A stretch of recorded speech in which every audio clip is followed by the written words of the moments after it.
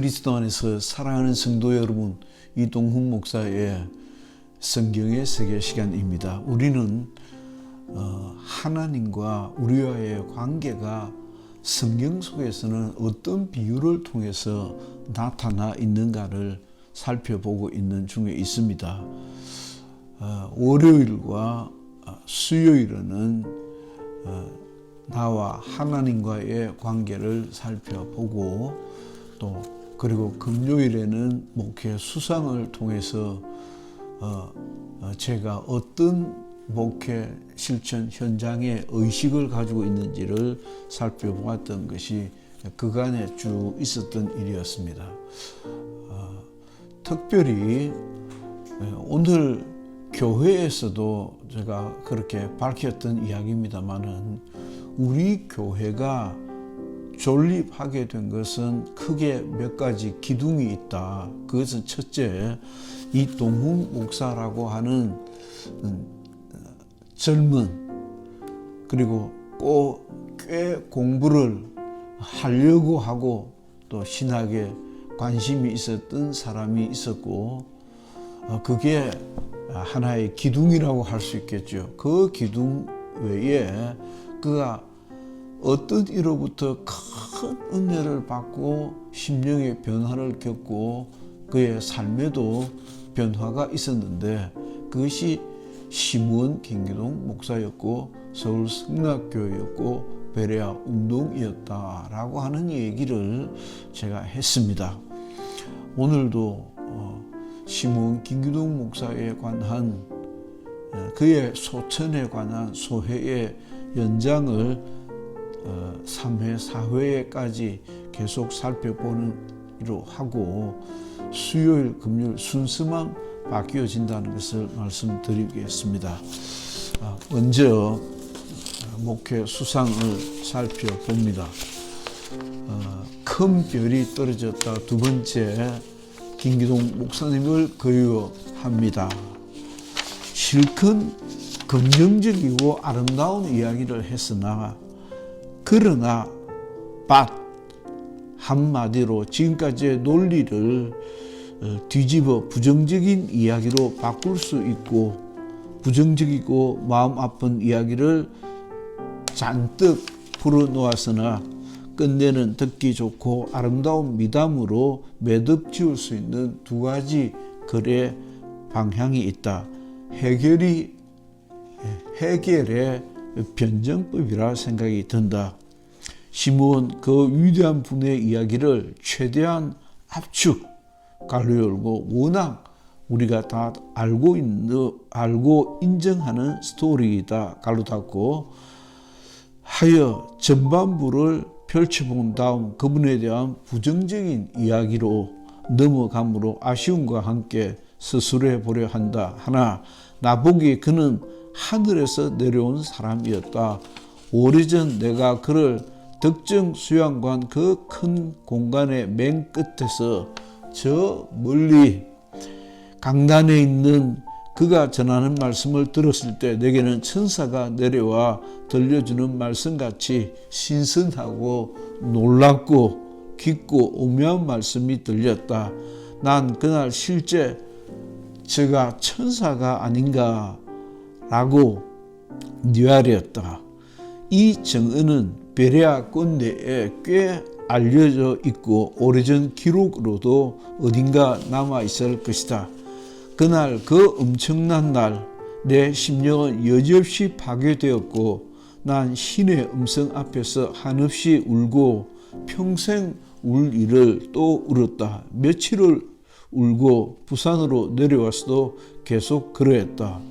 훗날 내 눈물을 6개월 이상 못 끌었던 것을 아쉬워했다. 그 충만함을 좀 더 끌었으면 온전한 인물, 더 큰 영적 사람이 되었으리라 자평한다. 아무튼 시므온께서는 온전히 성령에 사로잡혀 하나님의 뜻을 세상에 밝히셨다.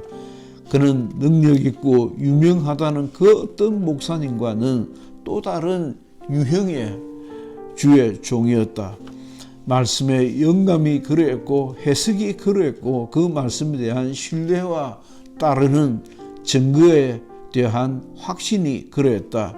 그는 귀신파 어쩌고 저쩌고 하는 비난에도 아랑곳 없이 주의 음성에 순종하여 모든 재앙과 사고와 사망과 불행의 근원인 귀신을 쫓아내는 일에 전력 투구하였다. 둘, 나보기 그는 하나님이 쓰시는 성경의 사람이었다. 난 성경 귀에 못이 박히도록 듣고 큰 기독교인이다. 내가 자란 교회와 교단에서는 성경과 신경과 믿음을 어려서부터 그렇게 가르쳤다. 신앙생활 종래 성경이었다. 그런데 그 성경이 살아 꿈틀대는 비성경주의적 성경주의를 시므온에게서 보았다. 그가 전하는 말씀에는 성경이 살아 움직이고 있었다. 핵심은 말씀 그대로 주의였다. 후에 시므온은 자주 성경 문자주의는 징그럽다는 표현의 말씀을 여러 번 하셨다. 그는 또 다르게 성경 문자 그대로를 받아들이고 있었다. 회고컨대 내가 당시에도 일각에서의 이단 시비를 걸려있던 시므온 목사 라인으로 전향하게 된 것도 내 나름 저항의 이유가 사라졌기 때문이 아니었을까 하는 생각이 든다. 믿음으로 살겠다던 내가 무엇을 선택할 수 있었겠는가?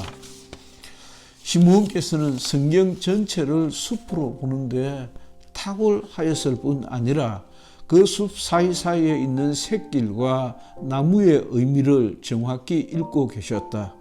성경 본래의 뜻을 되살림으로 영적 의미를 찾으시는데 그는 세계 어느 누구보다도 탁월한 분이셨다. 설득력이 없을 수 없었다. 그는 그 엄청난 말씀의 능력으로 수많은 제자들을 낳으셨던 것이다. 이들 중에서 얼마든지 타락하고 무능하고 길을 잃은 신앙을 되살릴 대개혁자가 가능하다는 것이 나의 오랜 지론이다.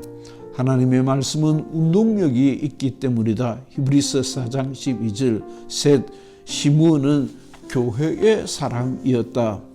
그가 쓴 200수십 권의 지금도 몇 권인지도 나는 정확히 모르겠다. 책 중 좋기 절반은 목회 곧 교회와 신앙생활과 전도에 관한 것이다. 시므온의 열심은 주님이 세우시고 맡기신 교회에 집중된다. 교회를 떠난 교회에 해악을 끼치는 잘못된 신학이 아니라 교회를 위한 교회의 신학이었다. 마치 칼 바르트가 도그매틱스를 교회학이라고 했던 것과 동일하다. 그의 교회에 대한 열심과 젊은 날부터 줄곧 계속되었던 희생과 섬김과 헌신은 눈물겨운 것으로 잘 알려져 있다. 그 결과가 고스란히 수많은 제자, 성도들 그리고 교회들로 확정된다. 세계 곳곳을 다니며 진리를 외쳤다. 그의 목회 성공에 대한 열심은 후에 마치 욕심으로까지 비추어졌다. 다음 회에서 언급되겠지만 이러한 그의 열심이 의심받고 있는 것은 대단히 속상한 일이다. 그의 모든 신앙적 공적이 쓰나미에 밀려가는 형국이 된 것은 다시 한번 바로 보아야 할 우리의 과제라 할 수 있겠다. 그는 매우 인간적인 사람이었다. 초대형 교회를 이루었지만 그는 자신을 숨길 수 없었던 역설적으로 인간적 사역자였다. 초자연적인 스케줄 중에도 인간적 면모를 보이는 일에 그는 부끄러워하지도 주저하지도 않으셨다. 그러나 여러 이후의 돌발적 사건으로 그의 상이 매우 많이 왜곡되었다. 아무래도 처음 계획을 수정하여 3회에는 시므온의 시비를 좀 걸어보고 최종 4회는 이 모든 것을 종합 평가해야 할 것 같다. 인간 김기동 목사의 진정이 무너지면 무슨 일이 일어나겠는가? 그가 믿고 외쳤던 신앙과 성경과 교회가 무너지게 될 것이다. 고전 15장을 열어보자. 여기 모든 믿고 붙들었던 것이 헛것이고 말 위험성을 경고하고 있는 말씀이 눈에 보인다.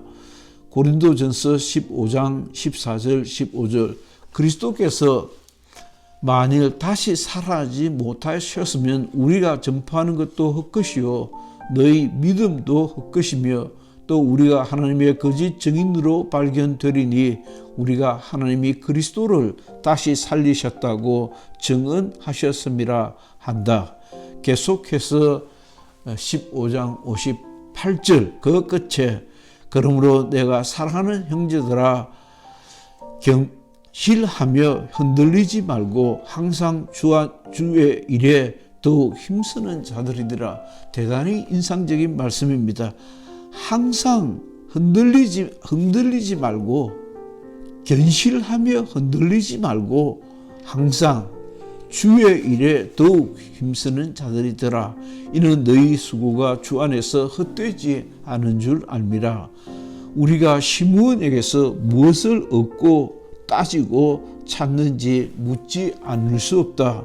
더욱 기독신앙이라는 것이 본질적으로 궁극적으로 원천적으로 무엇을 말하고 있는지를 바르게 직시하고 이를 해결하기 위하여 우리는 인간적이고 사변적이고 육체적인 생각을 중단하고 성령에 이끌려야 한다는 것이 나의 소신이다.